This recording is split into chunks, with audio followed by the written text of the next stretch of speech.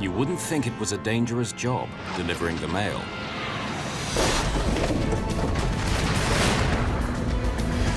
They have to try to land an airliner in a way no pilot has ever done before. We've lost all hydraulics. All the controls are dead. They've become passengers in their own plane, and somehow they have to land it. Off runway.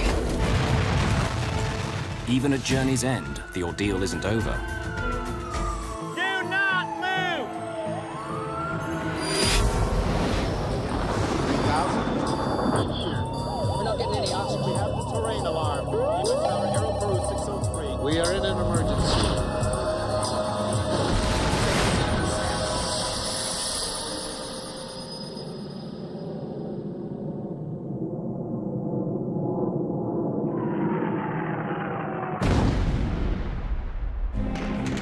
Baghdad, November 22nd, 2003. Officially, the war in Iraq has been over for months, but the country is violent and unstable. No one feels safe.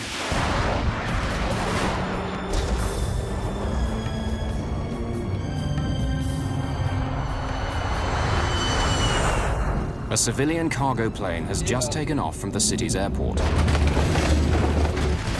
What's that? Within seconds, the crew lose control, unable to figure out what has happened to their aircraft. We've lost all hydraulics. They struggle to master 100 tons of wide-bodied jet. Their plane is on fire. Unless they can land soon, the wing will burn up. They'll crash and die. Steady. They're carrying too much speed. They're going so fast, they may not make the runway. No one has ever successfully done this before.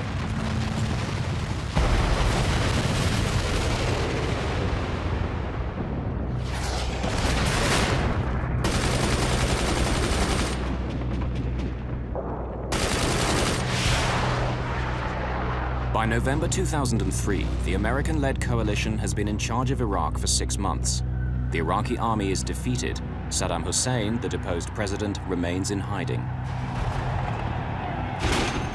Ominously, the main threat is now from secret armed groups. They're targeting civilians, both Iraqi and foreign, in order to make the country unstable, perhaps even provoke a civil war.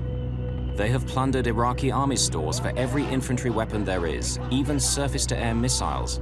Baghdad is a very dangerous place.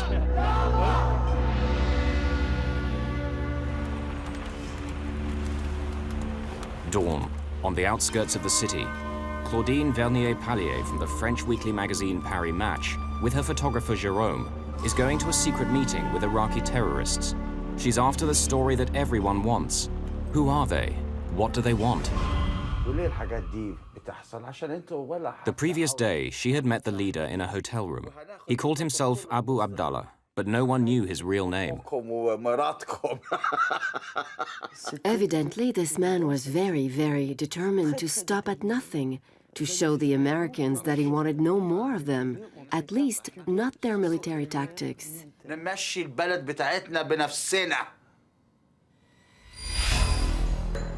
Baghdad Airport, key to the US presence in Iraq.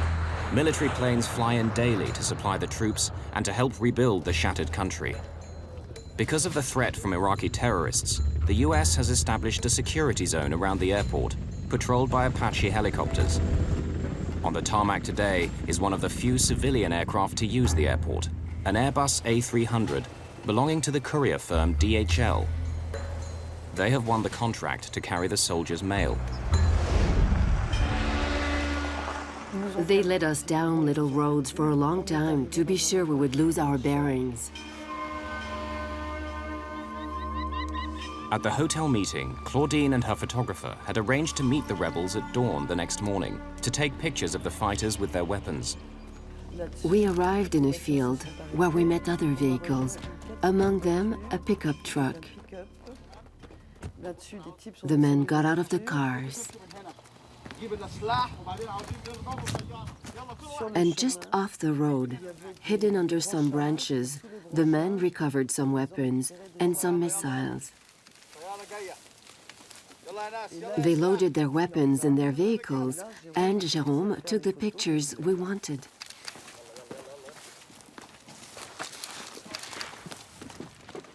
The journalists have got the story they came for, but Abu Abdallah is not finished with them yet. He tells them to follow. They don't know where.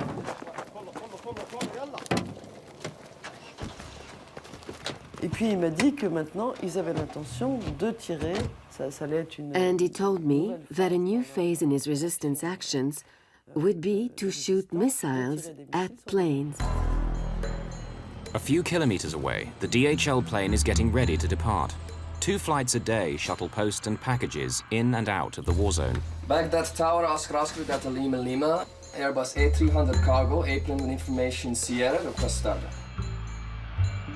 The Australian Air Force is providing the air traffic control in Baghdad. Oscar Delta Lima Lima, clear to start. Before start checklist. Start 2. Captain Eric Janot is Belgian, 38 years old and single. He realized his dearest ambition a year ago when he qualified to captain the Airbus A300. In 2:45. Valve closed, EGT 610. Flight engineer Mario Rafael lives in Scotland with his wife and children. At 54, he's the oldest and most experienced member of the crew, a veteran of many danger zones. Start 1. Valve open. The 29-year-old co-pilot, Steve Michielsen, is also Belgian. He's been married just 3 months. Cargo airlines are great places for young pilots to get the hours and experience they need to pilot commercial aircraft. 016 Kruger. DHL has been flying into Baghdad for 6 months. There's no danger money for crew. The airport is an oasis of calm in the middle of a chaotic war zone. Nevertheless, they're aware of what's going on around them. When we were crossing already the border from Kuwait to Iraq, the ambience in the cockpit already changed. You have a kind of stress, at least for me. The journalists have been taken to another location by the terrorists. By now, they're beginning to get uneasy. They'd like to leave, but they have no idea where they are, and they feel that a dangerous situation will develop if they attempt to go. So, what's going on here? ماذا يحدث هنا؟ عندنا النهارده عندنا مشكور لكي هتشوفي. We're going to do special operations today. هتشوفي. You'll see. I'll show you. يا راجل فينك يا راجل؟ بص يا ستي. دي حبيبتنا هنا دي اسمها السام السبعة. This is SAM 7. We have them from the old Iraqi army. We have approximately 28. We got them from 2 different Iraqi army depots. We have already fired about 25, and we only have 3 left. They are heat-seeking missiles, equipped with homing devices which detect infrared emissions from a plane's engines. This SAM 14, better than SAM 7. We don't have so many. I think we should use this one today. It was very good before. في الماضي, we shot down a plane in Nasiriyah, and my fighters recorded 177 dead. And we shot down another plane with Americans on, and we killed 70 men. But no one had ever heard about this. I didn't believe a word of it. From all over Baghdad, you could have seen it. So, I thought the guy was making it up. So, what are you going to do with this one today? فكرك ايه اذا احنا نضرب طيارة تانية. What do you think? We're going to shoot down a plane? هنوري لك يا مدام هنوري لك. I'll show you. The journalists are getting worried. What if he's not bluffing after all? This is not the story they came for.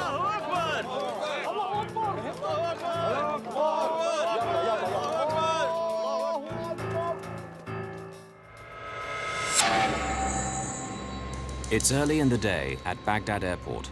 A DHL Airbus A300, carrying letters home from US soldiers, is just departing.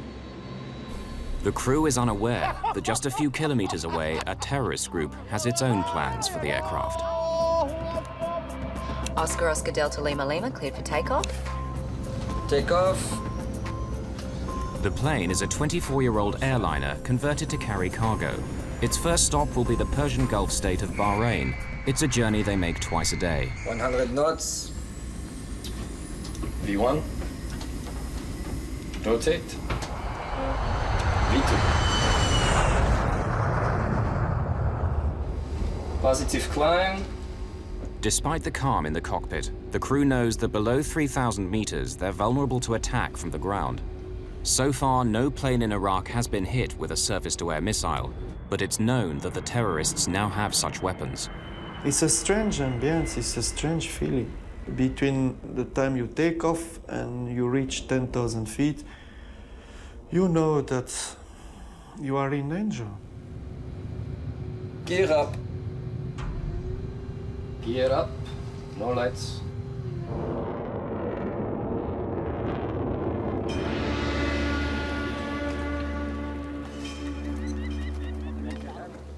Meanwhile, the terrorist leader, Abu Abdallah, appears to have chosen his spot. He asked us to park our cars pointing outwards so that everybody could leave in a different direction. That's when I should have realized that the bluffing was over.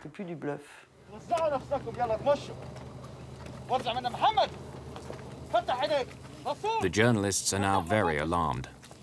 They cannot leave. They're trapped. بص بص بص شايفه اهو في طريقه شايفه اتصدق يا راجل اتصدق اضرب اضرب يلا يلا اضرب يا راجل يلا اضرب اضرب اضرب اعمل حاجه شايفه اضرب يا سيدي اضرب اضرب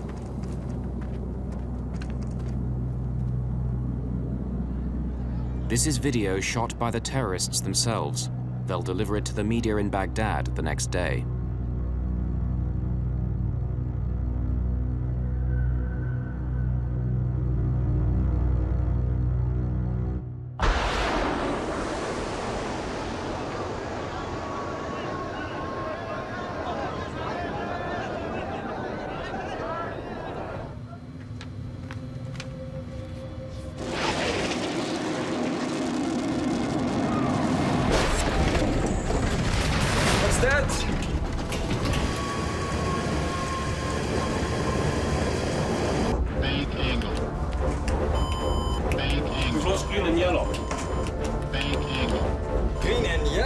We had 3 hydraulic systems.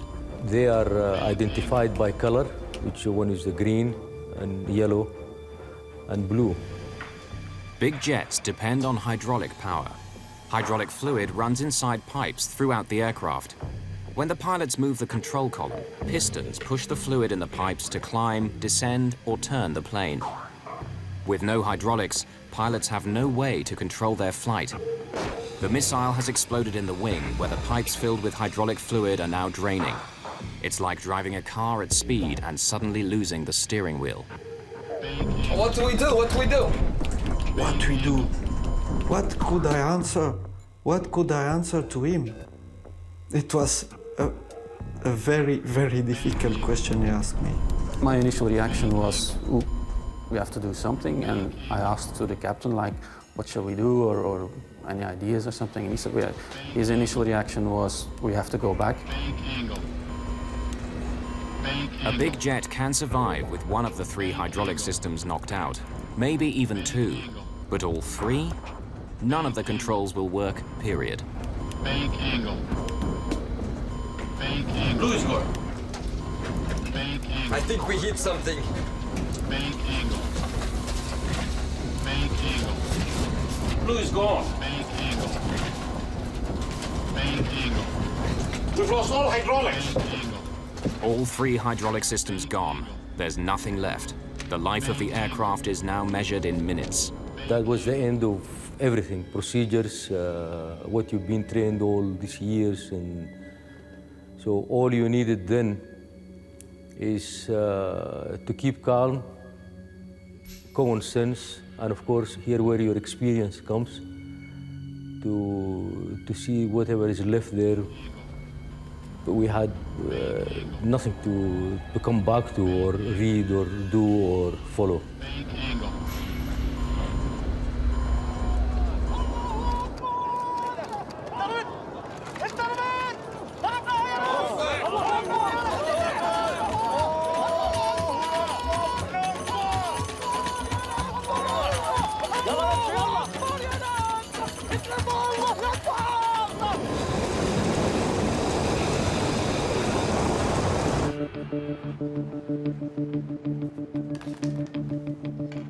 That DHL is in trouble.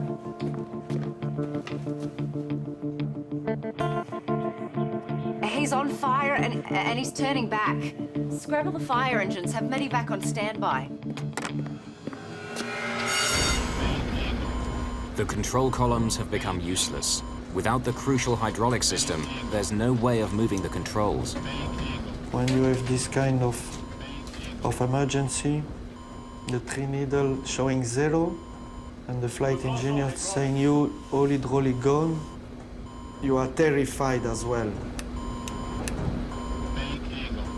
It was fear. We had no control of the aircraft, of course, initially. The aircraft continued to climb at that time until about 12,000 feet. The plane has started to behave strangely.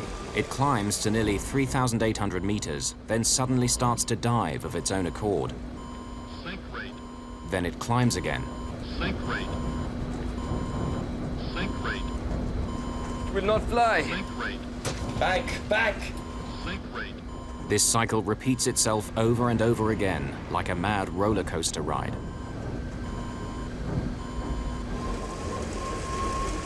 The crew can't stop the plane's wild gyrations. They're still airborne, but somehow they must regain control. And now, Eric, are you proud of yourself? You look in which mess you are. You know it was dangerous to come here. And what you will do now to get out of here. I play with controls. Reduce thrust. By moving the throttles to and fro, perhaps they can flatten out the huge dives and climbs. It's all they can think of. And then I decide to take the challenge. We have to come back. There is no training to fly a plane in this condition.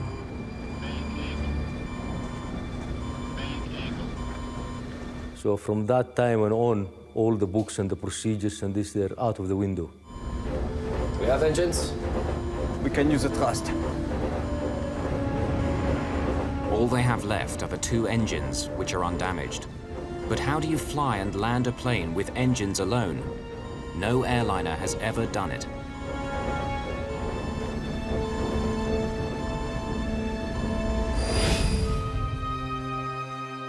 Certainly not this one. In August 1985, a Japan Airlines Boeing 747 had suffered a catastrophe minutes after leaving Tokyo.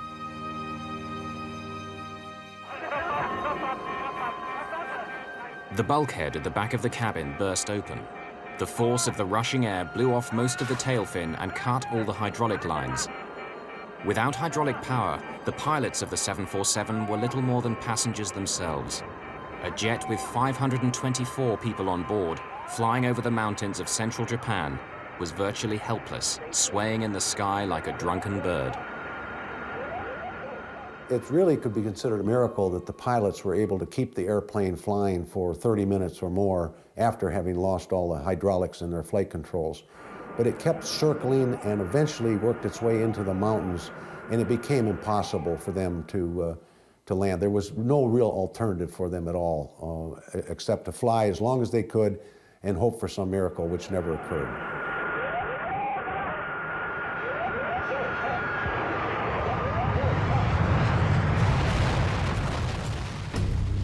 When the 747 hit a mountain, it was the worst single crash in aviation history.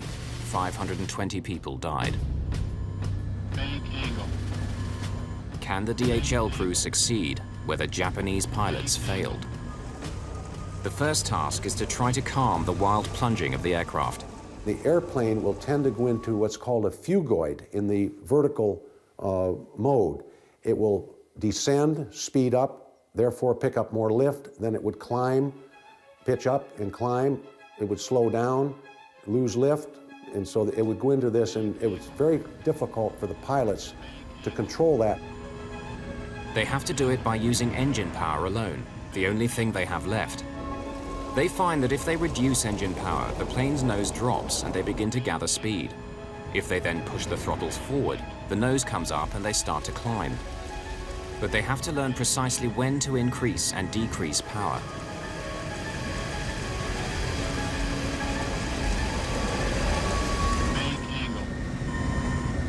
Bank angle. And there's another complication. The damage to the left wing is creating drag on that side and pulling them round the left in a wide circle. One of the most difficult things to master, to keep the pitch attitude in a normal way, was already difficult enough. And now on top of this, we had to use asymmetrical thrust because the airplane was banking to the left all the time. There was a part of the left wing which was gone. Bank, bank!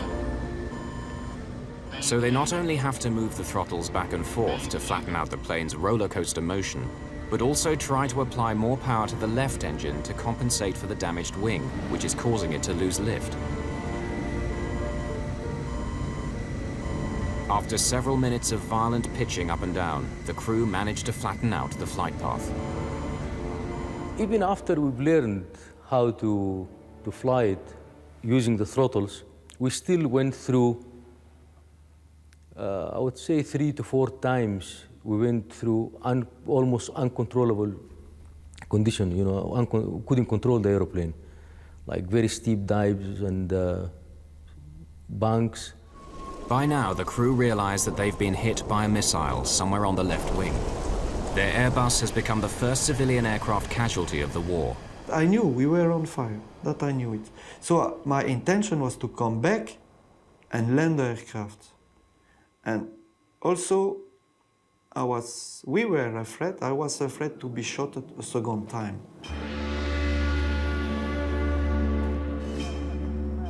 Their fears are justified. The terrorist leader, Abu Abdallah, is waiting for a second chance to finish them off.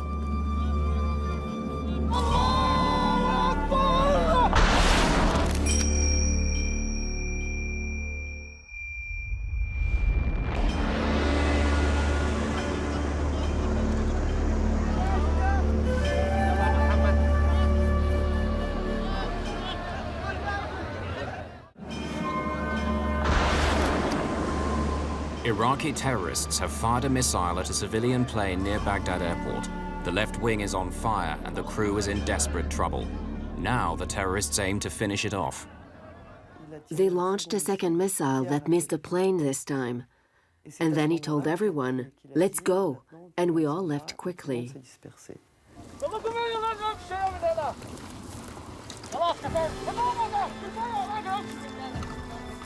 Madame Vernier-Pallier later came under a storm of criticism for not doing more to stop the attack, or at least leave the scene. I think that any journalist in the situation we were in would have reacted exactly as we did. We have been criticized for not having said to the group leader when he told us he was going to fire on an aircraft, "No, sir, we're leaving now." On the one hand, if we had said that to him, it would have meant a bullet in the head, that's clear. And on the other hand, right up to the last minute, right up to the time when they fired the missile, I didn't think they were going to do it. I thought they were still bluffing.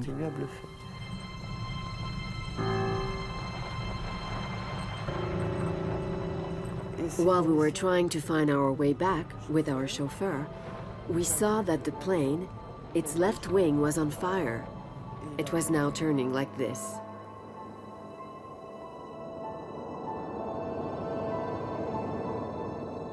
It was like in a film, it was unreal. And it was only when we could see the plane on fire that we thought of the people on board. And then we were scared.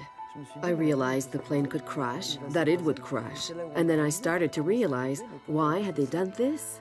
It so happens we were there, we were filming, we were journalists, and we were French. So it seems evident that they had set us up. By the time we realized this, it was too late. Everything had gone too fast.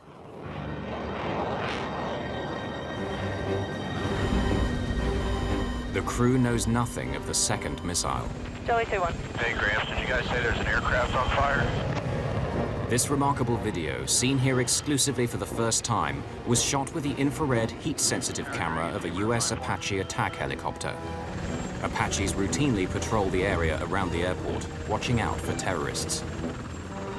Take time at 5-4, Town. Roger, 5-4 is observing the aircraft inbound under our sighting system. He's got, appears to be a fire on his far left engine. The intense heat of the fire on the Airbus shows up as a blur on the helicopter's heat-sensitive camera. That's Lima Lima, Town. Because we have a bit of problems controlling the aircraft. There was a helicopter flying, and he could see that the fire was not from the engine, but it was from the left wing. So it gave Mario the opportunity to ask the tower again if they could still see some flames or smoke coming from the airplane. Could you confirm if there's smoke Coming from the aircraft or fire or anything like that? Tower Dragon Timber 5-4. You can still see smoke and flame coming from the left tip Of the left wing. Okay, left wing tip fire and smoke, huh? That's affirmative. Thank you. We were on a heading towards the airport. We could see the airport. Lower the gear. Can I take control? No, I have control. I have control. Lower the gear. With no hydraulic power, Mario has to crank open the landing gear doors and let the wheels drop down by gravity alone.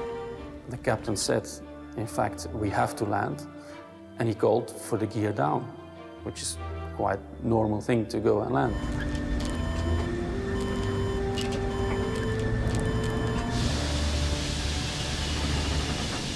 But it has an unintended effect.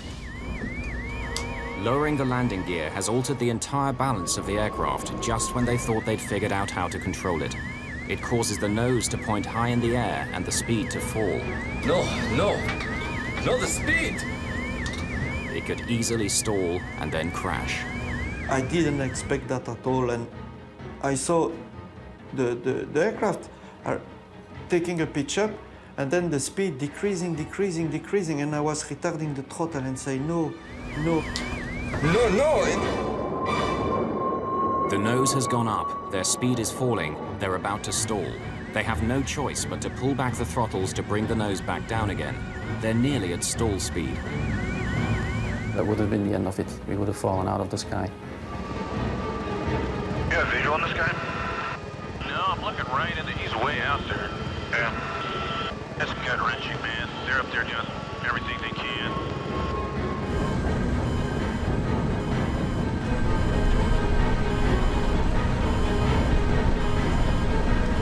I was afraid that maybe one wing we stole, and this time it's finished.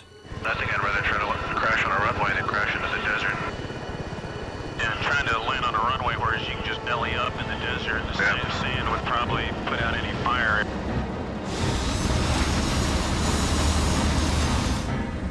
Cautiously, they managed to coax a bit more speed from the engines. Lowering the gear brought them to the brink of disaster, but now the plane is easier to control. The airplane miraculously became more stable afterwards. That's one of the first factors which proves how lucky we were that day.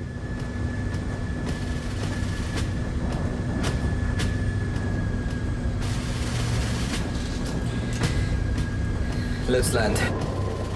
Tower Delta Lima Lima. Oscar Delta Lima Lima, Baghdad Tower. Can you make approach now? Runway is clear for landing.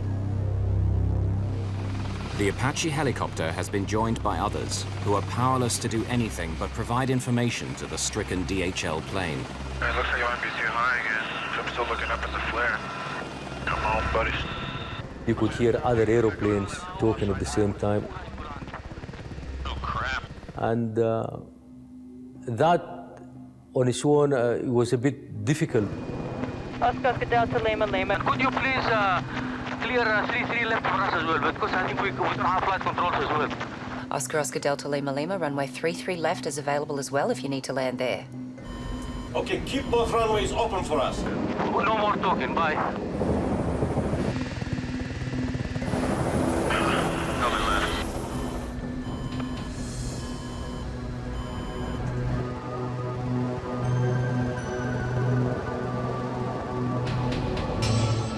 Did you know Tank 1 Alpha is empty? Fuel has been steadily streaming out of the tanks in the left wing. Now one of them is empty. Back. Bank angle. Yes, got it. Bank angle. He's strong. Left wing coming up. Against all the odds, they've made it back to the airport. An incredible feat of flying. They begin making preparations to land. Which runway? We use 33 right, I think. Lima Lima. Oscar Lima Lima, go ahead. Could you please declare full emergency? Yes, we need the fire brigade because our landing gears might collapse as well. Oscar Lima Lima, all available assistance is available on the field. Everyone is on full alert. Okay, thank you very much, and no more calls. That guy's got it. He's pretty stressed. Rightfully so. But on the brink of success, it begins to unravel. At that time, I realized that we were a little bit too high to come in and land in the situation we were. That's what I thought as well. We're too high and too near.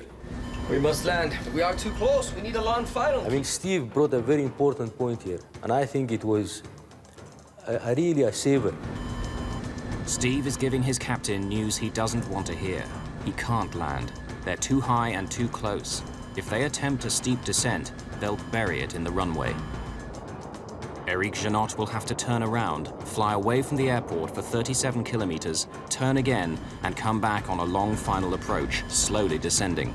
If we haven't done this 20 miles, we would have been circling there forever until we dropped to the sky or the wind. You can't make it, it's impossible. Keep the speed up, keep the speed up. I try, I will do the best I can. And then I realized they were right. We have to go on long final. But for the last 13 minutes, the wing has been on fire. Do they have enough time? 20 miles final. Okay. He looks like he's still pretty high. You got that sight now? He's still got a long way to go, though. Yeah. Well, looks like he's turning like an extremely extended final. Yeah. And I don't think I can make it in. Time is running out. The fire is eating up the left wing. They're still heading away from the airport. Then they have to turn and make a 37-kilometer approach. Can they land before the wing fails?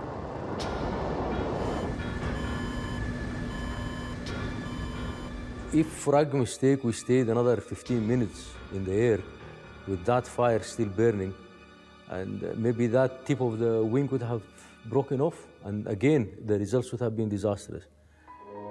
Two main structural spars give the wing its strength. The missile has made a 5-meter-long crack in the rear spar. Too much stress, and it will snap like a twig. There's another danger. Fuel is streaming out of the punctured tanks in the left wing.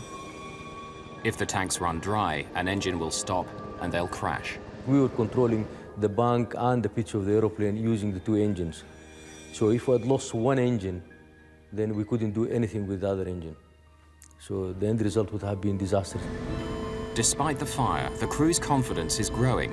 Now they have some control over the plane, but the prospects for a safe landing are not good. This is the closest any commercial jet has got to a safe landing with no hydraulics. In 1989 in the United States, the crew of this United DC-10 lost all their controls after an engine blew up, and turbine blades shredded the hydraulic pipes. The pilots managed to regain some control, moving the throttles backwards and forwards like the DHL crew. There were 296 people on board. But at the last minute, as they approached the small provincial airport of Sioux City in Iowa, disaster.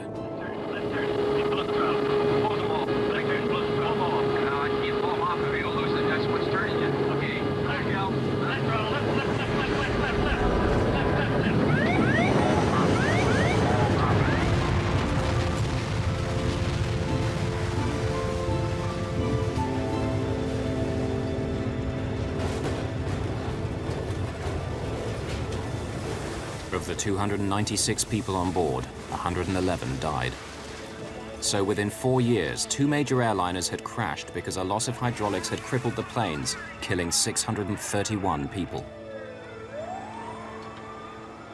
In its investigation report on the Sioux City disaster, the US National Transportation Safety Board asked for urgent research to find ways of controlling big jets that had lost their hydraulics. But over Baghdad, 14 years later, the DHL crew only have their wits to help them as they try to land. I remember the story of the DC-10 of Sioux City, that it has been done before. The only control we still have on the aircraft in the cockpit was the engine. Nothing else.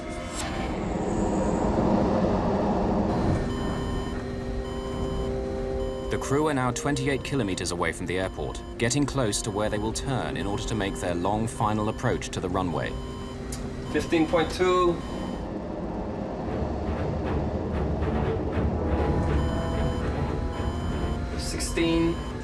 Now we turn right. Not yet.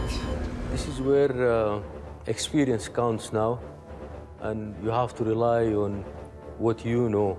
We were pretty sure that we were going to be able to make it to the airport, but we were absolutely not sure that we were going to be able to make it to the runway. 16.5. Now we turn. 17 miles. Now we turn. The only way they can turn is by applying more power to the left engine to make them go right and vice versa. They're swinging round to the right, trying to keep the plane steady and descend all at the same time, using nothing but the engines. Airport at 340, come right. Now 320.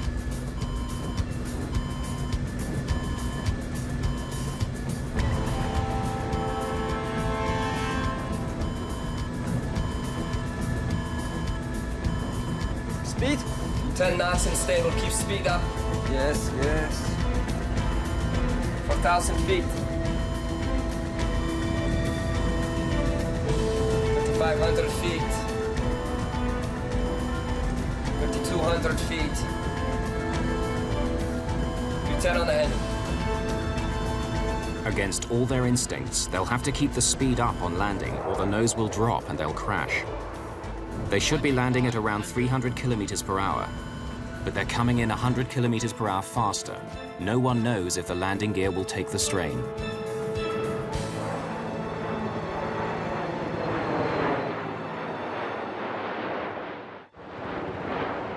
As they reach 120 meters, the hot air from the ground and strong wind blowing across their flight path upset all their plans. The wind coming from the left and the turbulence, we were drifting to the right. That's where the airport building was.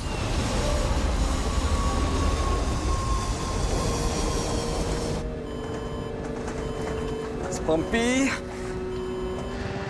As the plane approaches the runway, the nose is pointing dangerously low and the left wing is dropping. Sink rate. Come on, buddy.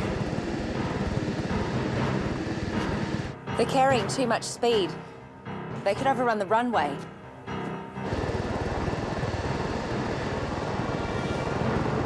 Sink rate. Sink rate. Keep the speed up. We are going left. Yes, I increase. Sink rate. 50. If we go to Iceland landing, maybe off the runway. They are landing 3-3 left. Fire trucks on standby, medevac on standby.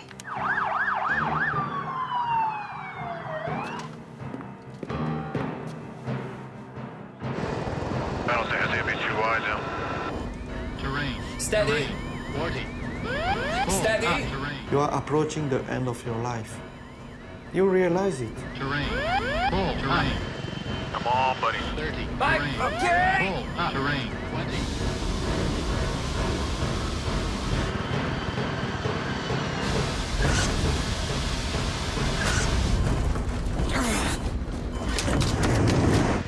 Oh.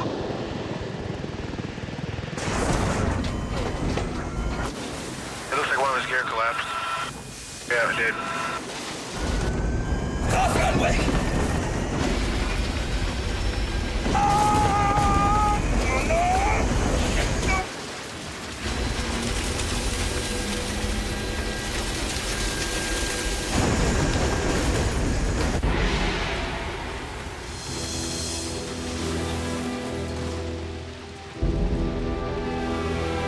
He's in the dirt. Dirt, or did he just come off the runway? That's what's left of him.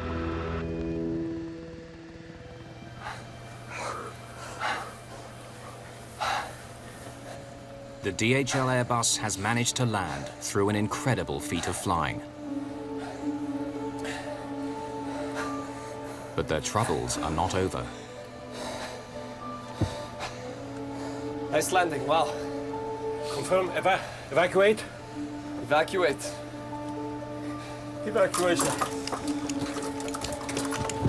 Both. I handle.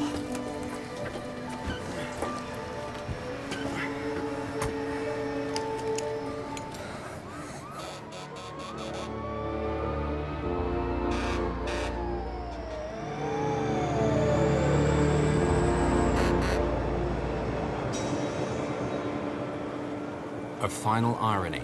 After getting safely to the ground against all the odds, one more unforeseen danger. She might blow. Hey guys, don't move! That area has unexploded ordnance. Do not move! What's that? He's saying there might be bombs here. I don't believe this. We're coming to get you! The area is still littered with unexploded bombs and shells left over from the battle to capture the airport from Saddam's men. Now we get to you, we're gonna back up and you gotta follow in our tracks. Now we're gonna get you out of here, but you gotta walk right in my wheel tracks, okay?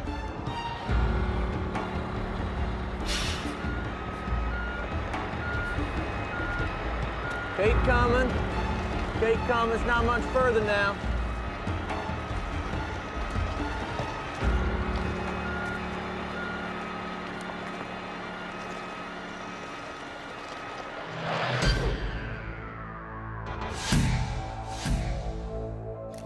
Now, for the first time, the crew can see the damage for themselves.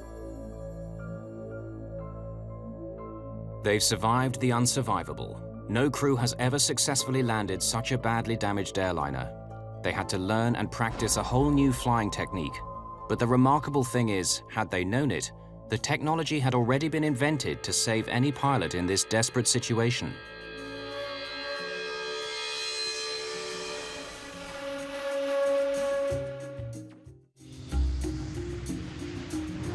The DHL pilots have managed to fly and land a plane without any flying controls. It's the first time it's happened. Two earlier occasions, near Tokyo and Sioux City, Iowa, ended with the loss of over 600 lives. In 1989, NASA began to investigate ways to land crippled aircraft using only throttle controls. Engineers and pilots came up with software that could cope with total hydraulic failure. It's called PCA, for Propulsion Controlled Aircraft. The PCA concept is simple. Pilots tell the aircraft's flight management computer what they want to do, turn, climb, descend. But instead of sending those commands down hydraulic lines to the control surfaces, the computer orders the engines alone to do it. To test this software, this MD-11 aircraft is landing with no hydraulics and using engine thrust alone. The pilot is not moving the throttles. The PCA software is doing it all for him. Though none of the plane's normal controls were used, the MD-11's landing was not only survivable, but very similar to a normal landing. I believe that the DHL incident has revived interest in propulsion-controlled aircraft system as an augment to perhaps the systems that we have in today's aircraft that would certainly mitigate the damage that could have been done to this aircraft, and certainly could mitigate the damage done to an aircraft carrying 500 to 600 people. One of the enthusiasts for the PCA system is Captain Denny Fitch, one of the pilots who survived the Sioux City DC-10 crash. This is just absolutely an amazing piece of equipment, what they have done and what they have achieved, and the success ratio that we have, the survivability that we now have with modern aircraft completely controlled in hydraulics. To have this occur again and have this aboard the aircraft is a very warm feeling as a pilot. Blue is gone. We've lost all hydraulics. America's Federal Aviation Administration conducted research into PCA, but soon abandoned it.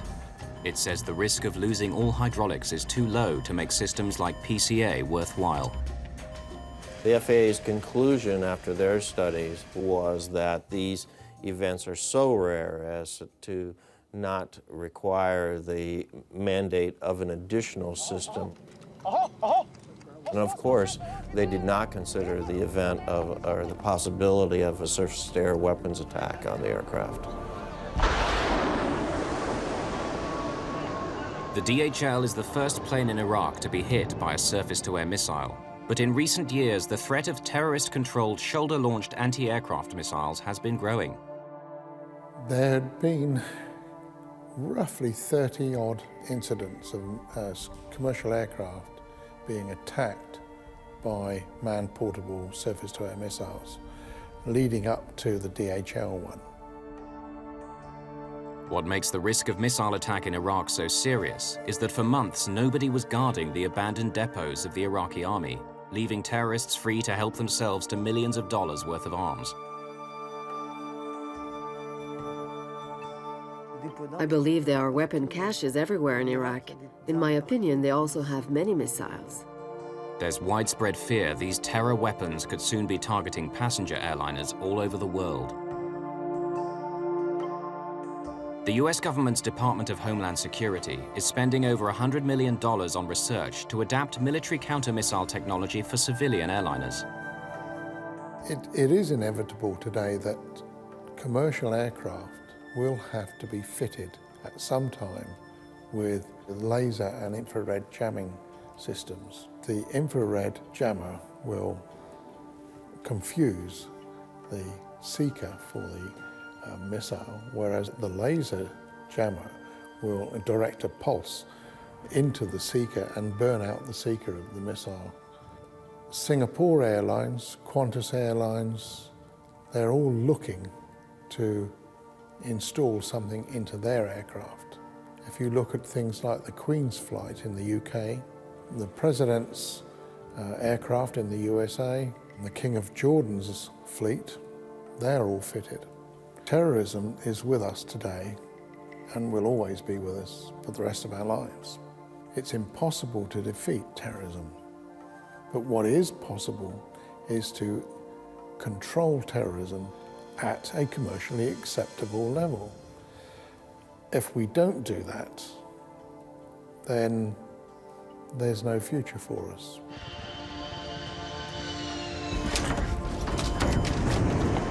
But miraculously, without any of this equipment, the DHL crew had brought their plane to a successful landing.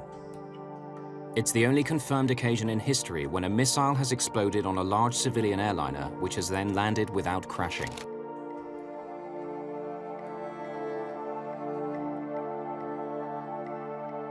For Mario Rafael, it was a good note on which to retire. It was a good timing, actually, to say goodbye to aviation. As I said, I've been flying for 30 years. And clean record, even to the last minute. We were lucky, but also we worked. We fight to survive. I learned some things about life, maybe, but I don't think it makes me a better pilot. The 3 DHL crew have received some of the highest awards that the civilian aviation community has to offer in recognition of an unprecedented achievement. Teamwork was absolutely the key factor of bringing the airplane back to the ground with all 3 people alive. On December the 30th, 2003, 5 weeks after the missile struck the DHL airliner, US General Mark Kimmett gives his daily press briefing in Baghdad. Of note, on Saturday, Sarhid Sarhid, a former Directorate of Military Intelligence officer suspected of leading a large anti-coalition group in the region and suspected of the downing of the DHL jetliner, died at a coalition medical facility from wounds received in a targeted raid on his complex. The Americans believed they had killed the leader of the group that fired the missiles at the DHL. Claudine Vernier-Pallier is not so sure. So I thought he was dead. I tried to verify this later. He wasn't dead, and it wasn't him they got. And my photographer returned to Iraq and saw this person again. He was still alive. Et qui était donc toujours vivant.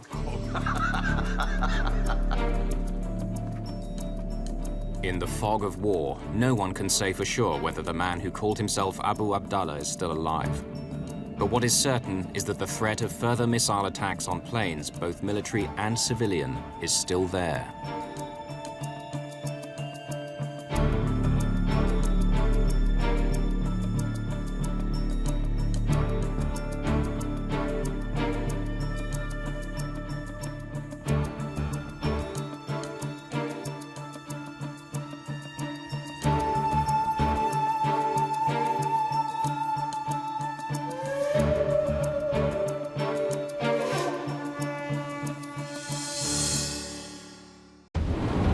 A shipwreck in the Greek islands. Take Hundreds of people fight for survival in a swirling storm. With their lives on the line, some people become heroes. Others do whatever it takes to stay alive. Keep her away! She'll kill us both!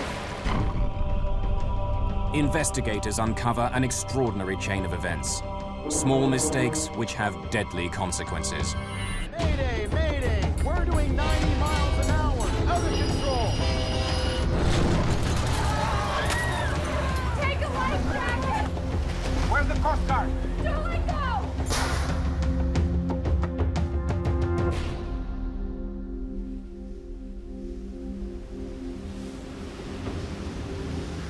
A passenger ferry pushes its way through a storm. What is that?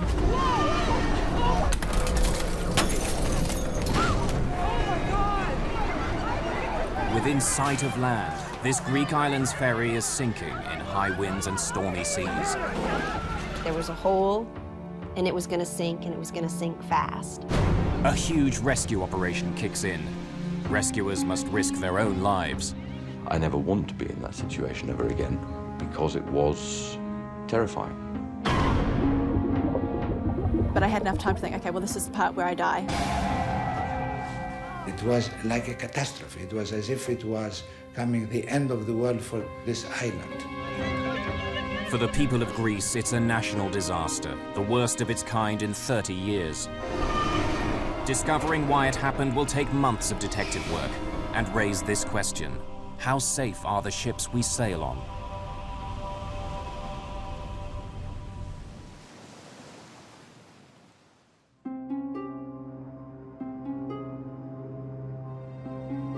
The Greek capital, Athens.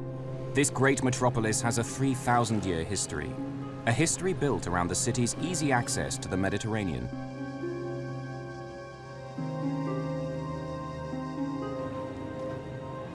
The harbor district of Athens is called Piraeus. Ferry boats ply back and forth between here and the more than 200 islands scattered throughout the Aegean Sea. For island hoppers, this is where the adventure begins.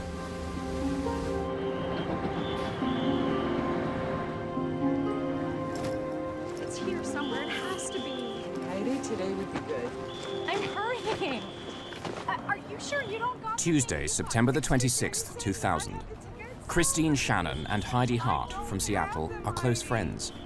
They've bought tickets for a ferry ride to the island of Paros, 166 kilometers to the southeast. Express, Samina? Express sounds good. How long is it? Christine's 32 and teaches preschool. Heidi's 26 and just graduated from college. She wants to go into business management. It's been a crazy kind of day. They'd planned on going to the island of Santorini, further south. I have it. Okay, let's go. We have to hurry. Now I have the tickets. Let's go. We'd been enjoying Athens the night before a little too much, and we overslept and missed our Santorini boat. I had never heard of Paros. I even asked them, well, show me on a map where the island is, and then I said, never mind, it doesn't matter, let's just go. It's the next boat, let's go somewhere. So it was a fluke that we were on that boat. Here's where chance is steering them. It could be a whole lot worse. If you dream of a Greek getaway, Paros is just what the guidebooks promise.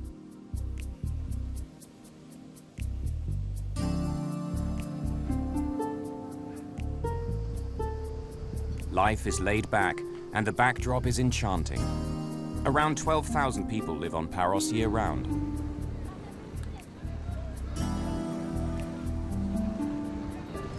In tourist season, add to that 100,000 visitors. Ferries from Athens head for the harbor in the main town, Perikia. There's constant traffic back and forth to the mainland. As one boat's leaving, another one shows up, bringing hundreds more eager visitors.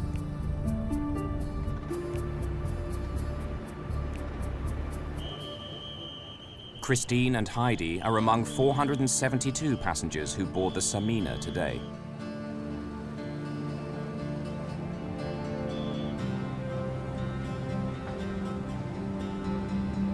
As they get ready to embark, one thing becomes clear. Some of the boats on the island's run are modern, newly built. But the Samina comes from a different era. She's been crisscrossing the Mediterranean since 1966. The Samina was launched before these two were born. And though they don't realize it, Greek safety laws say that in little over a year, the Samina will be pulled out of service and sent to the scrapyard. I made a few jokes to Christine about the lifeboats don't look very safe if we get into trouble out here. I said, we'll be screwed. And I said, well, there's no icebergs in the Aegean, so we should be okay. The Samina can carry more than 1,000 passengers, along with her 61 crew. So today, the ship's less than half full.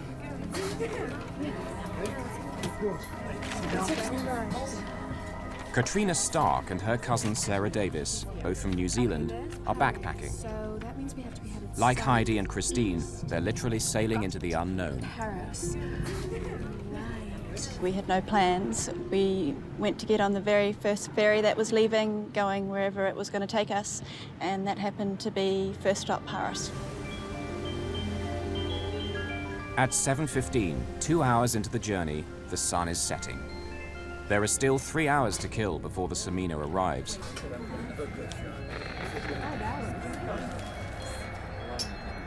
The sports fans on board, passengers and crew, know just how they'd like to spend the time. There's a major soccer game playing live on TV. Athens star side Panathinaikos are up against their German rivals, Hamburg. The reception wasn't very good, and so they had various staff come along trying to fix the TV, and everyone was putting suggestions to how to fix the TV, and it seemed to be quite important to everybody on board that they get to see this game.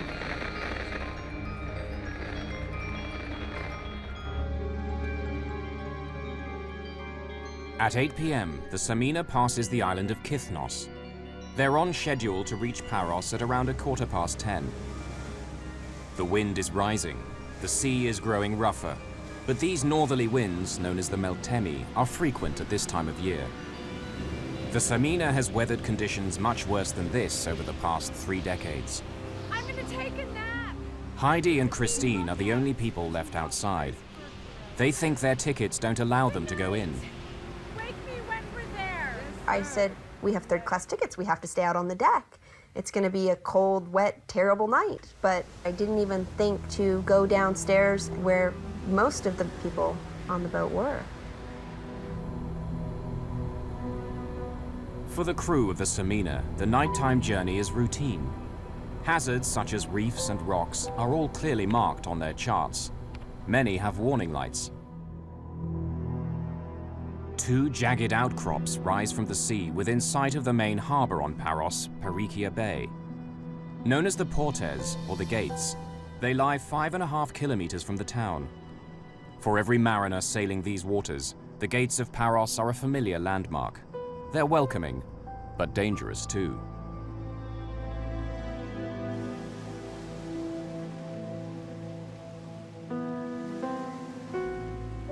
The rocks rise 25 meters out of the sea. Every passing ship must give them a wide clearance. At night, a beacon light on the taller of the 2 rocks sends a clear warning to sailors. Stray too close to the Gates of Paros, and disaster will follow.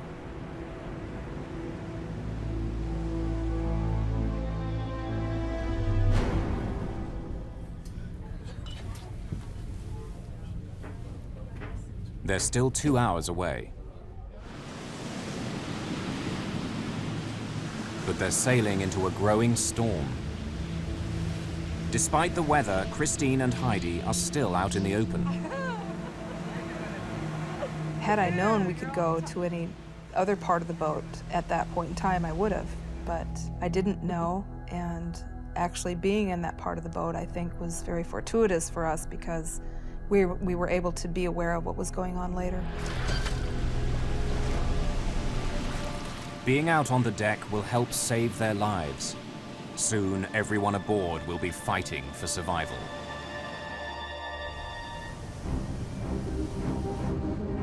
On the evening of September the 26th, 2000, The passenger ferry Express Samina leaves Athens harbor, Piraeus, heading southeast.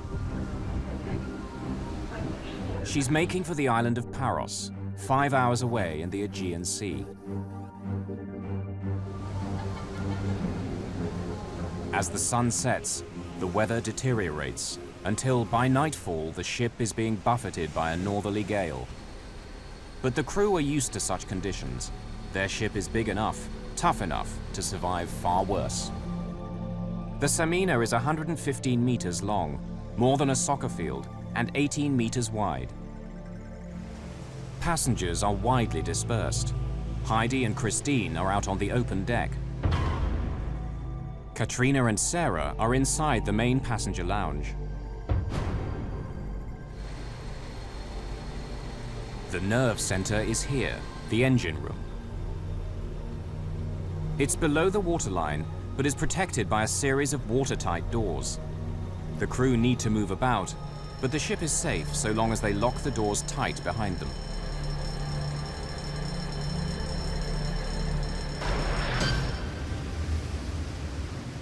To reduce the rolling effect of the waves, the ship also has a stabilizing system, like small wings that extend out into the water. It's still a bumpy ride, but it doesn't stop passengers moving about when they want to. As we got further away and night began to fall, the seas got rougher and it became stormy until it got to the point where you couldn't even walk on board. You had to kind of stumble sideways. People were kind of laughing. It was kind of funny at the time. Being from a place where we ride ferries quite often, it wasn't really a concern to us at the time, but it was pretty rough out there. It's 10 p.m. The wind has now risen to nearly 50 kilometers an hour. Waves are cresting 2 meters high. Despite the gale, visibility is good. Those are the lights of Paros. The Samina's on time and still pushing forward at 33 kilometers an hour. Then suddenly, the ship lurches sharply to the left. What's that? No. The boat turned enough that it startled me awake, and I woke up and was kind of dazed a little bit.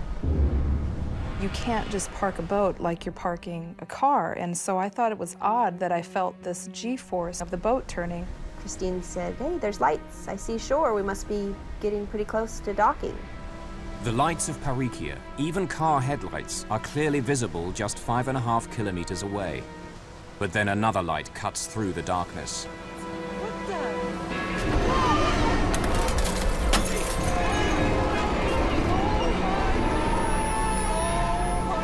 This rock just comes out of nowhere, just out of the black night. And I'll never forget what it looks like in my mind. It was, you know, this brown, kind of craggly, sandish looking rock that had lights on top of it shining down so it illuminated it. And it made it look like a movie set. The side of the boat scraped along the side. I could have walked over and touched it. And you could hear down in the lower decks of the boat that the metal was just ripping apart. The unthinkable has happened. The Samina has crashed against the gates of Paros. 1 million kilos of ship grind against the rocks. It was the worst sound, and it was the loudest sound I've ever heard in my life. It sounded like fingernails on a chalkboard, just God's fingernail on the biggest chalkboard in the world. There was a hole, and it was gonna sink, and it was gonna sink fast. The shockwave reverberates through the ship. Suddenly there was a big lurch to the right side of the boat, and people who were standing up got thrown off their feet. Everything in the bar smashed. I looked out the window and there were 2 large rocks went past that looked white, lit up by the light inside the ship. I don't know what that was. Oh, man, it just doesn't sound good, you know? In a situation like this, the time frame is so hard to put back together. But it seemed like maybe a minute or two until the boat started to noticeably lilt to the side and tip. And that's kind of when the chaos started. Get out of this place. I'm supposed to run to you. Get off this ship.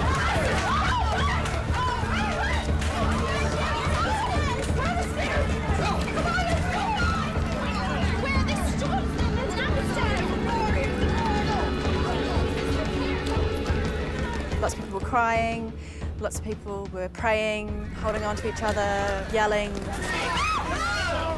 There was no alarm or siren, there was no one to tell us what we were supposed to do. We need to get off this boat and we need to leave right now. We don't have to panic. Christine said to me, the Titanic took hours to sink.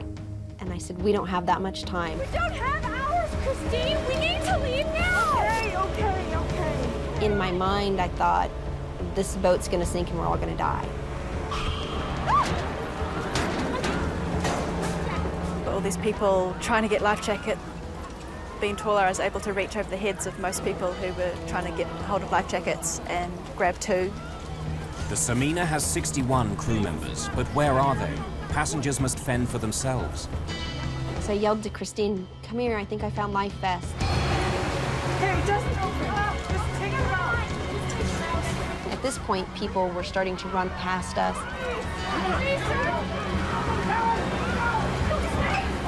And I was saying, here, take these, and throwing them out, and people were just panicking.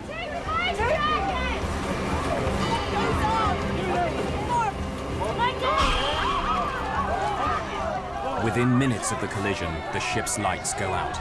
Passengers are plunged into darkness until emergency generators kick in. And then the first flare went off. This eerie red glow coming down over the ferry gave it a whole nother feeling of just terror that we're out in the night, in the dark, and the ferry's gonna sink.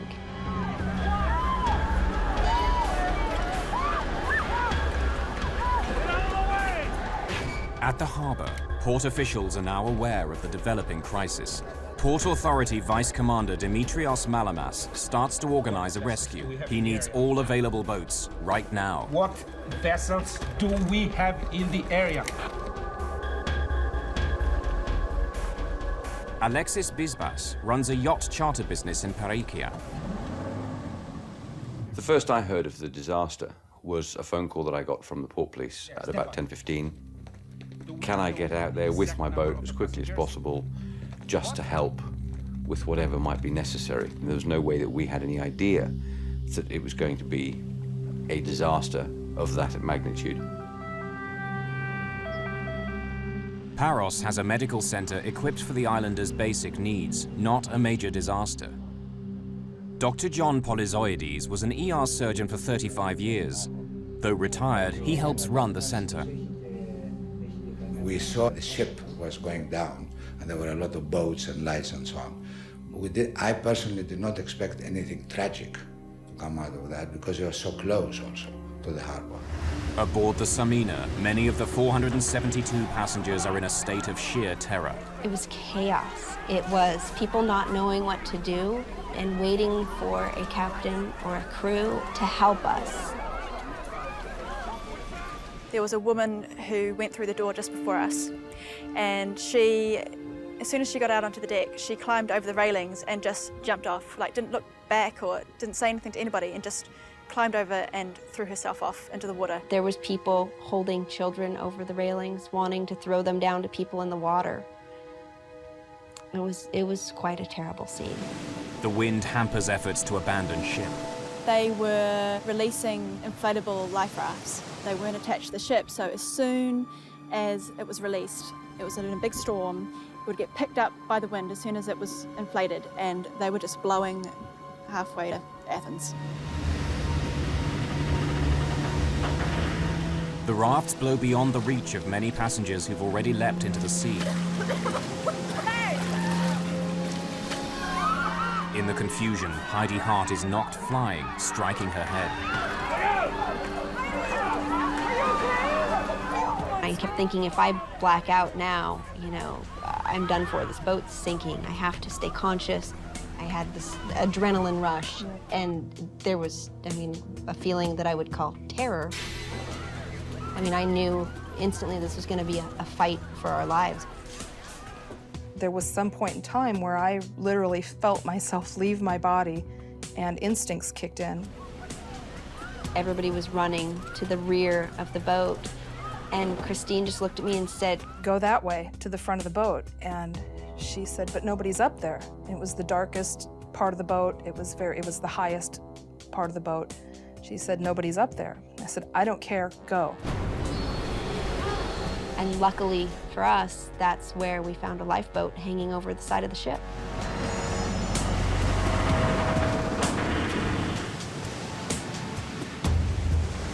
Heidi and Christine have escaped the sinking ship, but they're still at the mercy of the storm. When we jumped into the lifeboat, it wasn't orderly, here's your seat. It was jump. Where you land is where you are, and so we were just kind of all pig-piled in this lifeboat together. The battle for survival takes an ugly turn.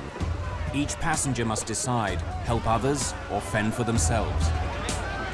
There was 5 or 6 men in the back of the boat, and they were fighting with each other. They were yelling at each other.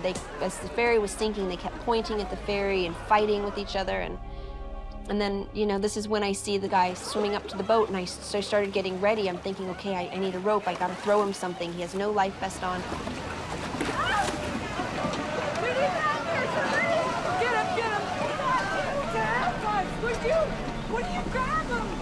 The only thing you could see was his eyes and his nose coming out of the water, and he was just barely making it, swimming towards us. Everybody else on the boat was yelling, "No, no, we can't take any more people on." I've got you, don't worry!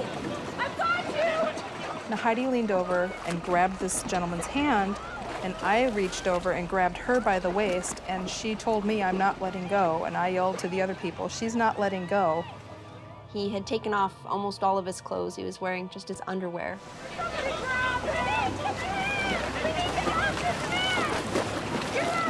I mean, I'm not a very big person. I'm 5 feet tall. Just me trying to pull him in the boat wasn't gonna work. The men in the lifeboat realize that Heidi won't let go and finally help haul the drowning man on board. I don't know what they were thinking. They were panicking. So, I mean, who am I to judge what other people were thinking and doing? But there was a lot more that could have been done that night. Of the 533 people who set out on the Samina, many are now in the sea. Others are still trapped on the vessel itself. The ship begins to roll over. If it goes down, dozens of people will be dragged down with it.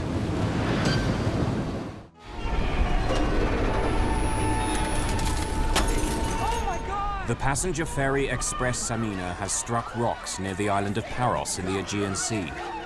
533 passengers and crew face a battle to survive in high winds and stormy seas.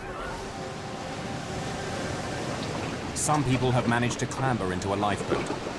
Others have stayed with the ship and now fear it will sink beneath them. At that stage, we were on the deck trying to figure out whether it was a good idea to jump overboard as well.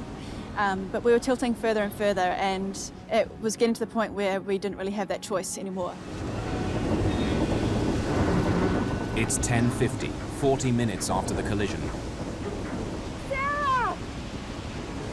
Are you looking at me? As the Samina continues to roll, Katrina Stark has little choice. She hauls herself over the rail.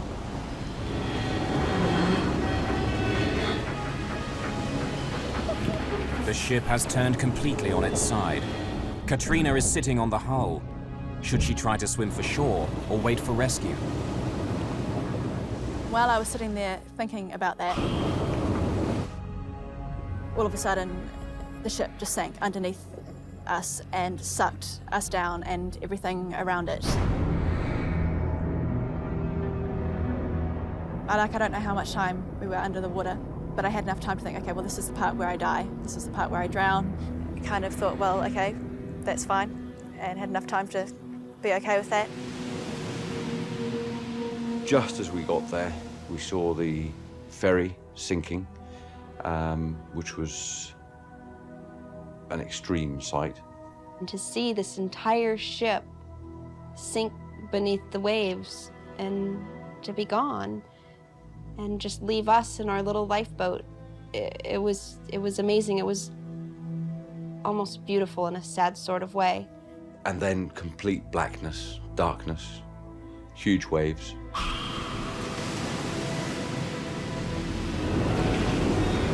The Samina sinks 2.5 kilometers from the gates of Paros. Even without its engines, wind, waves, and the ship's own momentum carry the Samina closer to the shore. The sea here is 38 meters deep. As the Samina goes down, huge bubbles of air escape from the ship, making the water less dense, making objects in the water sink more quickly. Katrina Stark sinks several meters before the buoyancy of her life jacket pulls her up again. As suddenly as I had been sucked under, suddenly I popped out the top. Her priority now is to find her cousin, Sarah. In the storm, she can't tell where she is. The waves were so big that for 1 second it sounded like she was over there, and so I tried to swim that way, and then the next second it sounded like, oh, she's over there. I tried to swim that way. Sarah! Sarah! I can hear you, but I can't see you! Sarah! Sarah! Eventually I just said to her, okay, make sure that you get on a boat and get back to land, and I will see you back on shore.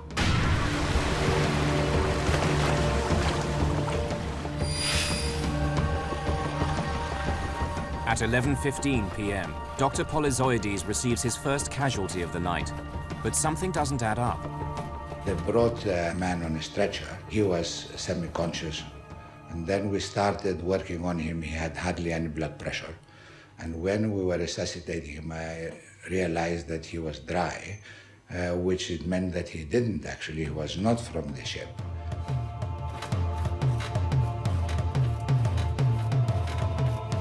Anyway, we carried on. Eventually, we lost him. He died in our hands.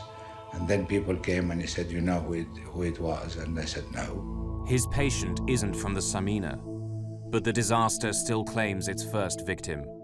The man is Dimitrios Malamas, who'd been helping organize the rescue. In the crisis, he'd suffered a heart attack. He was 40 years old.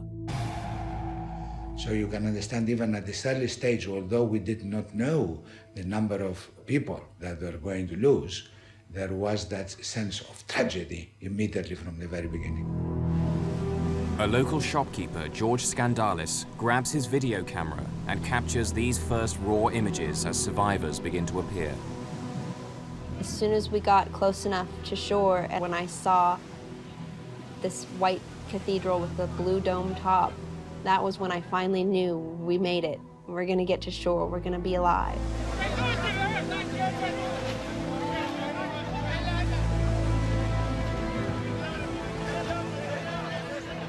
I felt more alive than I've ever felt in my life. Giddy, almost giddy. And actually afterwards, one of the things that I had to come to terms with was that people died and I felt so alive.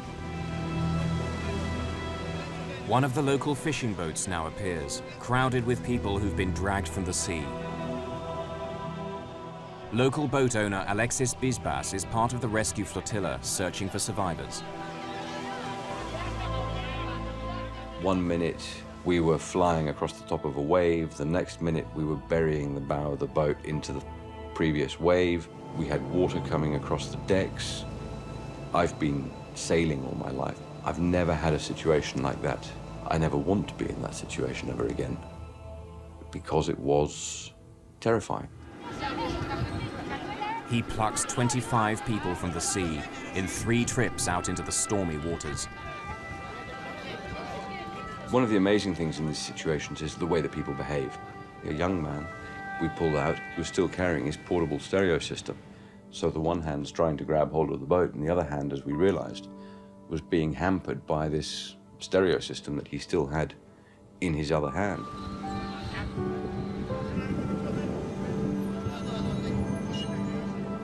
One of them was an old lady who had tied to her life jacket her bag.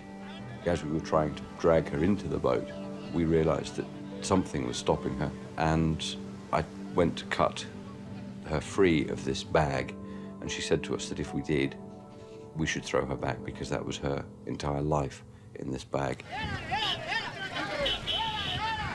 Many survivors are in a state of shock. All are cold, wet, and exhausted.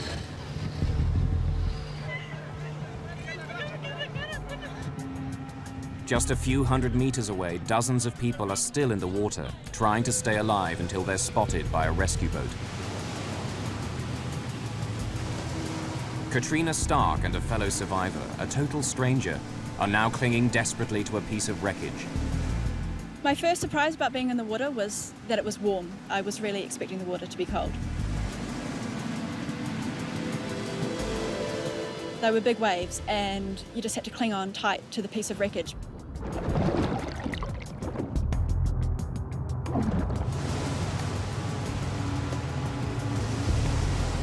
Not too far away from us was an older Greek woman who couldn't swim.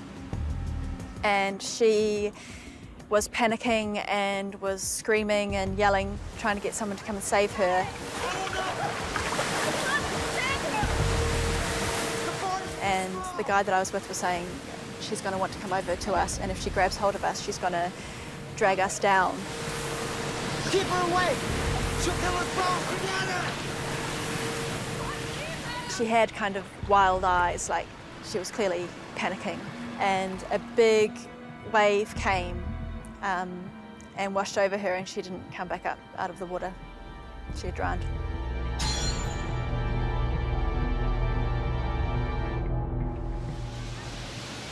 There are still some signs of hope. Some people have been pushed south by the wind. Miraculously avoiding being smashed onto the rocks, they've wound up on a sandy beach, the Bay of St. Irene. A life raft beaches in the same spot.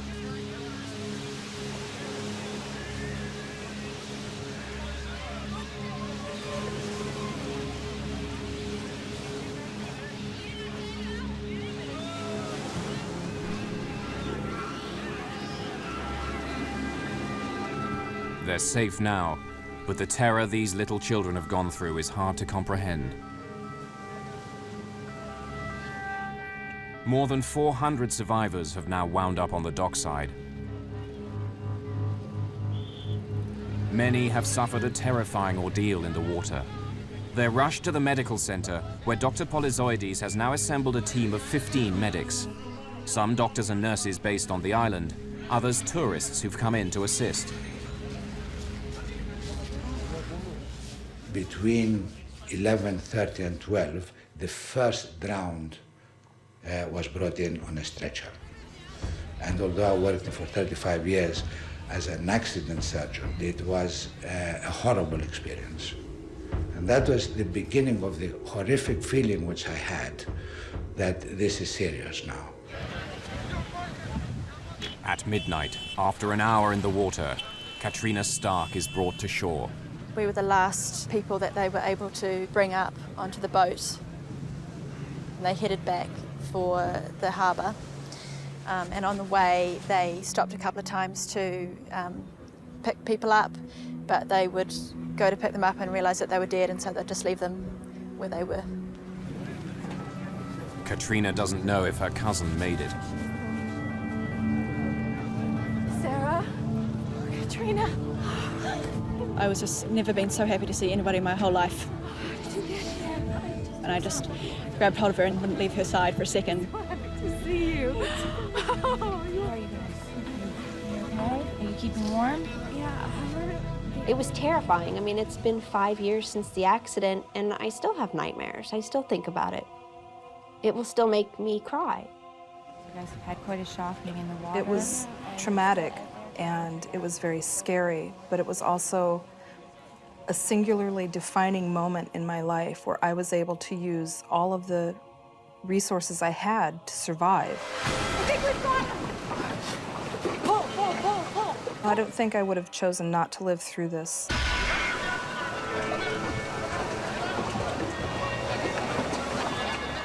At midnight, more than 2 hours after the collision, the rescue operation is becoming more and more a search for bodies.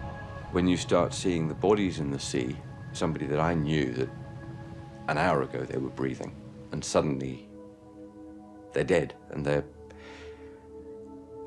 was very distressing.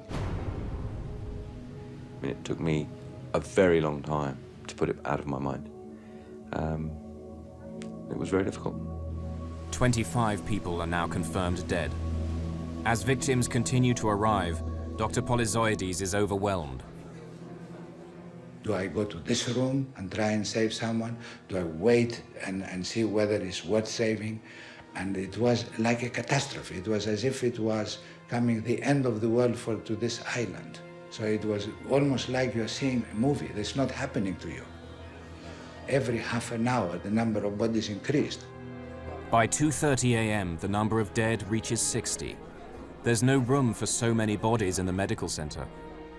The Church of St. Nicholas on the waterfront now becomes a temporary morgue. The search for people, alive or dead, continues right through the night. Very soon, investigators will begin to ask tough questions. Who's to blame for the sinking? Why did so many people have to die?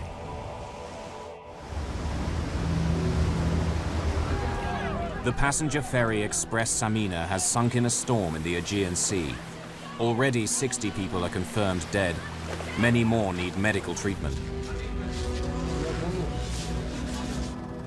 Morning reveals the power of last night's storm.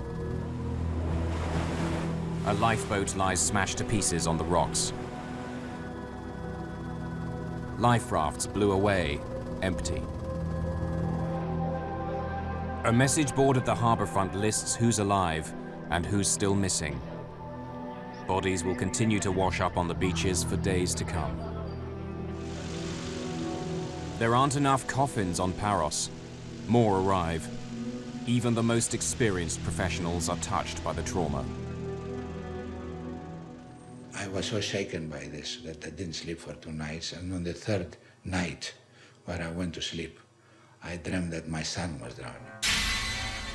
Very quickly, the grief turns to anger. Where were the crew when the ship hit the rocks? Where were they when the passengers needed help? Rumors spread like wildfire and are picked up by the media. Were some members of the crew watching the soccer game on TV when they should have been steering the ship? The captain, 53-year-old Vasilis Yanakos, is held for questioning by the police. On Paros, the funerals begin. Here, a 4-year-old boy drowned with his father. Divers discover 10 bodies trapped inside the hull of the Samina. The last body is found floating 2 weeks after the sinking, 50 kilometers north of Paros. Altogether, 80 people have died, 75 passengers, 5 crew members. This is Greece's worst shipping disaster in more than 30 years, a national tragedy. In the bitter aftermath, the spotlight falls on the company which owned the Samina and its vice president, Pantelis Sphinias. He could face criminal charges, as well as multi-million-dollar compensation claims. 2 months after the sinking, police surround a body lying on the sidewalk outside company headquarters in Athens. Sphinias has jumped out of his 6th-floor window, committing suicide.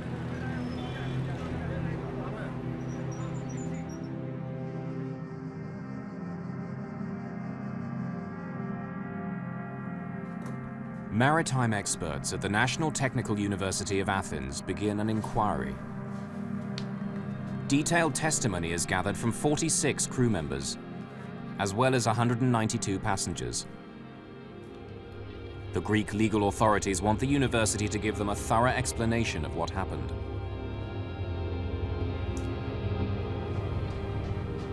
Professor David Molyneux of the National Research Centre of Canada is one of the world's leading experts on ferry safety. He's studied the findings of the Greek investigators, who came up with a startling realization. What they found at the inquiry defied some of the initial speculation concerning the age of the ship, and the accident, in fact, turned out to be caused by something completely different. Testimony reveals each small but critical factor that together turn a routine ferry crossing into a national disaster. 3 hours into the journey, the crew switch on the ship's autopilot. The autopilot is an electronic link between the compass and the rudder, correcting the rudder a little bit one way or the other to bring you back where you want to be. Even on autopilot, a crew member should constantly monitor the ship's position. It's bad practice to leave an autopilot unattended, particularly in bad weather, because the wind, the waves, and the current are all acting to drift the ship in one direction. And that kind of steady drift is not compensated for by the electronics in the autopilot. As the weather grows worse, the crew deploy the ship's stabilizer system to make the ride more comfortable for the passengers. The stabilizer uses two small fins to counteract the roll of the ship.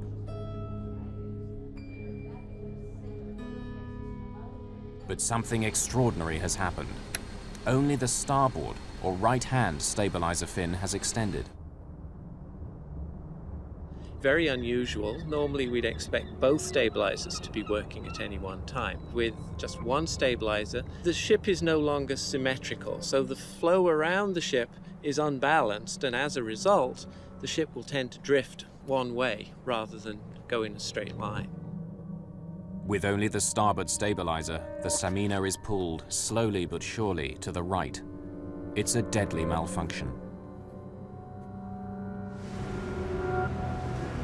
Captains aim to stay at least 740 meters left of the gates of Paros. But when the Samina arrives, she's on collision course. A crew member makes a last-minute attempt to steer the ship to the left, but the ship can't turn quickly enough.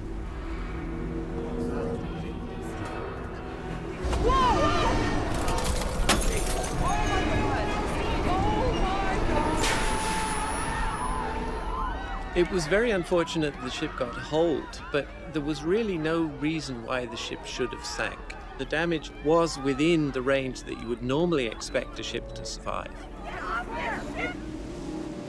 The east face of the taller pinnacle is where the ship strikes, at 12 minutes past 10 p.m. There's a 6-meter lengthways gash, as long as a telephone pole, and 1 meter wide.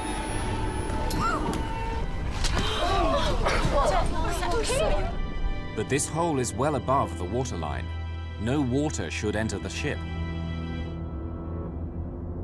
Moments later, a second impact. The stabilizer fin bends backwards. It stabs like a dagger through the ship's side. This 3-meter gash is below the waterline. Even worse, it's exactly alongside the engine room. The main generators are knocked out. Electrical power is cut throughout the ship.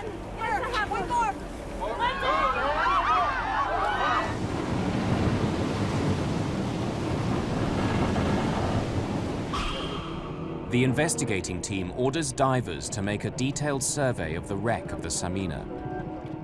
Inside, they discover the final piece of the puzzle.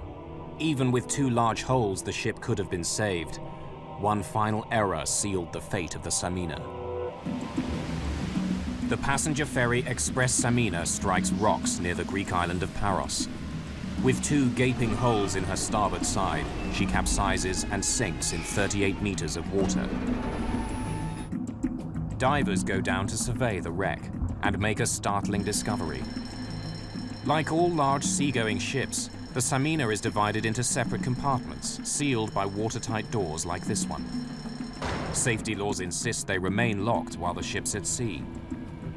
On the Samina's last journey, some of the doors were open. If you imagine in your house, every time you went through a door from the kitchen, you had to close it, lock it, move on to the living room, open that door, close it, lock it, and carry on. It really does slow down your everyday life. So there is a tendency sometimes to leave these doors open. Because they're left open, water is no longer confined to the engine room. And now that the power is cut, the crew can't close the doors remotely.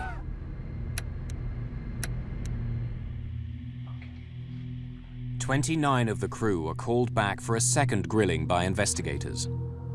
This testimony provides an exact picture of the ship's last moments, data which is now built into a computer model. At 10:15, 3 minutes after the collision, the ship is listing only 5 degrees to the right. but filling fast through that hole in the engine room. By 10:25, she's listing 14 degrees. Now the 6-meter gash, which was above the waterline, is exposed to the sea. This is the point where the Samina and 80 of those on board are doomed. The ship can't withstand this degree of damage. The Samina is what's called a ro-ro ferry. It stands for roll on, roll off. This is a modern ro-ro ship. Vehicles simply reverse in through the stern doors and then drive out at their destination. It's a cost-effective design with a potentially fatal flaw. The worst shipping disasters in recent times have involved vessels designed this way. The Herald of Free Enterprise went down with the loss of 193 lives at Zeebrugge in Belgium in 1987. 850 were drowned aboard the ro-ro ferry Estonia in the Baltic Sea in 1994.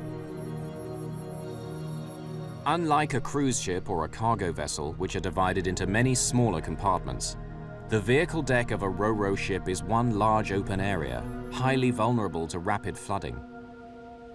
Imagine comparing flooding an egg box with flooding just an empty cardboard shoebox. The shoebox would tend to fill up very, very quickly, whereas an egg box would tend to fill up each compartment at a time, so the egg box would stay afloat, whereas the shoebox wouldn't.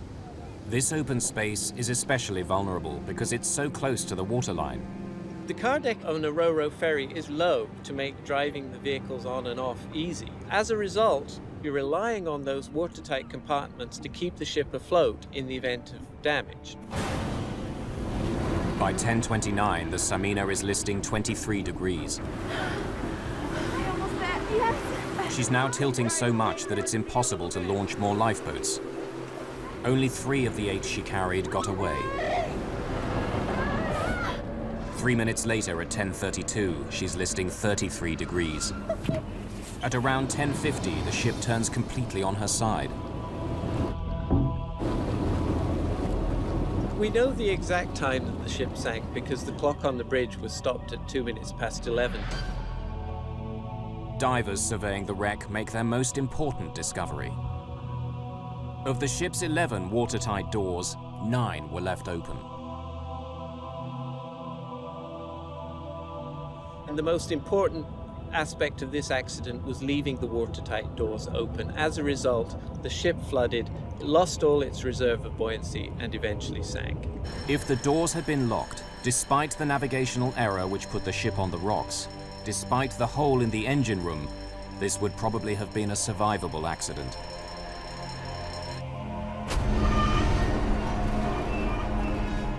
The trial of ship's captain Vasilis Giannakos and 7 others began in May 2005, more than 4 years after the disaster.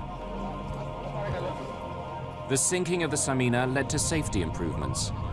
Greece cut the maximum working life of passenger ferries from 35 to 30 years.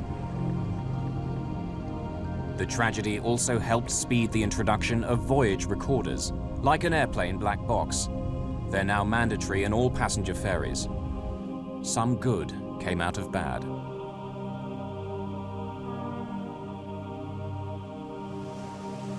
For the first time since those dramatic events, Katrina Stark has come back to Paros. It's an emotional return. It was a pretty traumatic thing to go through, but it's quite a character-building experience, and I think it plays a large part in who I am today. For their role in helping to save lives, Heidi Hart and Christine Shannon were given an award for heroism by the city of Seattle. I understand my strength a lot more, and I can live freely without the restraints of being scared of what's unknown, because life is an unknown. Even for a heroine, it's tough to look back. Christine and I, we always say we were the lucky ones. We were in the right place at the right time, and that is the only thing I can think of why we made it and so many other people didn't. And it breaks my heart.